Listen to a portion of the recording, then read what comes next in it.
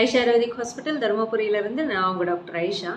Daily லைஃப்பில் நம்ம பண்ணுற சின்ன சின்ன தவறுகள் நாளைக்கு நம்மளோட பெரிய ஹெல்த் இஷ்யூவாக வந்து நிற்கும்ன்றது நம்ம எல்லாருக்குமே தெரியும். நம்ம என்னெல்லாம் பண்ணிகிட்ருக்கோம், இதெல்லாம் பண்ணக்கூடாதுன்னு தெரிஞ்சாலும் நம்ம அது ரிப்பீட்டடாக பண்ணிட்டு தான் இருப்போம். ஸோ அதை பற்றி தான் எனக்கு டிஸ்கஸ் பண்ண போகிறோம்.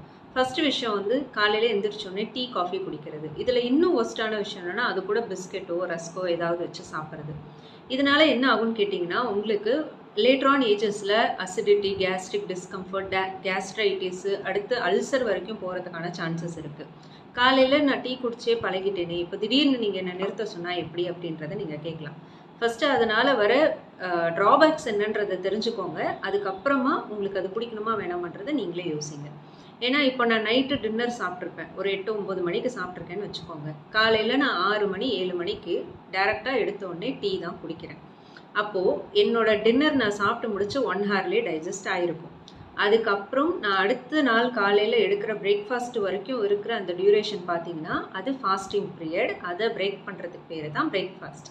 ஸோ இதுக்கிடையில் என்ன ஆயிருக்குன்னா, நான் தூங்கும்போது என்னோட மற்ற ஆர்கன்ஸ் எல்லாமே வந்து அடுத்த நாளுக்கான வேலைக்காக தன்னை தானே ரெடி பண்ணிக்கிட்டு மற்ற ஹார்மோன்ஸ் எல்லாம் வந்து ஒரு சமநிலைக்கு வரதுக்கு ட்ரை பண்ணிகிட்ருக்கோம். நான் எந்திரிச்சோடனே காலையில் டீ குடிக்கிறேன் அப்படின்னா ஃபஸ்ட்டு பாதிக்கப்படுற ஆள் யாருன்னு கேட்டால் என்னோட ஸ்டொமக் தான். ஸோ அங்கே வந்து ஒரு அசிடிக் நேச்சர் அதில் இருக்கும். எதுக்காகனா நம்ம சாப்பிட்ற சாப்பாடை டைஜஸ்ட் பண்ணுறதுக்காக உள்ளே கொஞ்சம் அமிலம்லாம் சுரக்கும். அதில் நான் வந்து டைரெக்டாக டீயை கலக்கும்போது இல்லை காஃபியை கலக்கும்போது என்ன ஆகும்னா அது இன்னும் அதிகமாகும். அங்கே வந்து ஒரு பிஹெச் இம்பேலன்ஸ் ஏற்படும்.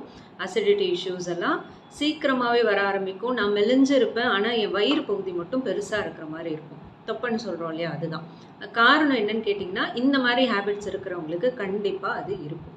ஸோ அதை ஃபஸ்ட்டு தவிர்க்கணும். அடுத்த விஷயம் கேட்டால், பிரேக்ஃபாஸ்ட்டை ஸ்கிப் பண்ணுறது இப்போ நிறைய பேர் ஒரு பழக்கமாகவே வச்சுருக்காங்க. அதை ஸ்கிப் பண்ணுறதுனால என்ன ஆகுன்றதை நான் பல வீடியோஸில் நான் வந்து மென்ஷன் பண்ணியிருக்கேன். இப்போவும் சொல்கிறேன். ஏன்னா நான் நைட்டுக்கும் அடுத்த நாள் காலையில் எடுக்கிற பிரேக்ஃபாஸ்ட்டுக்கும் இடைப்பட்ட நேரம் வந்து 10 to 12 மணி நேரம் இருக்குது அப்படின்னா, ஸோ காலையில் நான் சாப்பிடாம நான் திரும்ப லஞ்சுக்கு நான் போகிறேன் அப்படின்றப்போ அந்த இடத்துலையுமே இந்த அசிடிக் இஷ்யூஸ் வரும். அதை தவிர்க்க தான் மார்னிங் கரெக்டாக பிரேக்ஃபாஸ்ட் எடுத்துக்கோங்கன்னு சொல்கிறது. அதை தாண்டி என்னோட மார்னிங் பிரேக்ஃபாஸ்ட் நான் மெயினாக பிரெயினுக்கு நான் கொடுக்குற ஃபுட்டு. ஸோ அப்போ தான் பிரெயினும் ஆக்டிவ் ஆகி மற்ற அந்த டே ஃபுல்லாக என்னை எனர்ஜெட்டிக்காக வச்சுக்கிறதுக்கு அது ஹெல்ப் பண்ணும். ஸோ தயவு செஞ்சு யாருமே பிரேக்ஃபாஸ்ட்டை ஸ்கிப் பண்ணாதீங்க. முடிஞ்ச அளவுக்கு பிரேக்ஃபாஸ்ட்டில் கொஞ்சம் ஹெல்த்தியாக சாப்பிட பாருங்கள். ஹெல்த்தியான வேறு ஒன்றும் இல்லை, நம்ம ஊர் பழக்கத்துக்கு இட்லி, தோசை, பொங்கல் எல்லாம் நமக்கு தெரியும். அதில் கொஞ்சமாக ப்ரோட்டீன்ஸ் கூட சேர்த்துக்கிட்டிங்கன்னா கொஞ்சம் நல்லாயிருக்கும். ப்ரோட்டீன்ஸ்ன்றது என்ன எடுக்கலாம் மேடம்? வேறு ஒன்றும் நீங்கள் தேடாதீங்க. நம்ம வீட்டில் சுண்டல் அம்மா வச்சு கொடுக்க சொல்லுங்கள், அதுவே போதுமாக இருக்கும்.